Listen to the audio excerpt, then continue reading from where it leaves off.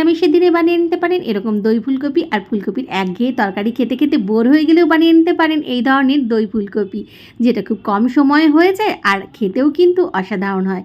নিরামিষের দিনে সকলেরই আমাদের চিন্তা থাকে যে কী তরকারি বানাবো, এরকম একটা ফুলকপি দিয়ে যদি নিরামিষ দই ফুলকপি বানিয়ে নেওয়া যায় তাহলে কিন্তু ভাত দিয়ে খেতে অসাধারণ লাগবে। চলুন দেখে নেওয়া যাক রেসিপিটা। এর জন্য ফুলকপির আমি কোয়াগুলো কেটে নিয়েছি, আর অপরদিকে আমি মশলাটা তৈরি করে নিচ্ছি। এর জন্য 4 চামচ দই, হলুদ গুঁড়ো, লঙ্কা গুঁড়ো, ধনে গুঁড়ো, জিরে গুঁড়ো একটু বেশি করে নিয়েছি, নুন আর চিনি সব কিছু একটুখানি একটা বাটিতে ফেটিয়ে নিচ্ছি। এটাই হলো মূল মশলা। তারপর গরম জলে ফুলকপিটা আমি জাস্ট 2 মিনিট একটু নুন দিয়ে ভাপিয়ে নিয়েছি, তারপর ছেঁকে রেখেছি। তারপর ফুলকপিগুলো তেলেতে খুব ভালো করে একটু ভেজে নিয়েছি, একটু সোনালি রং ধরলে তুলে রেখেছি।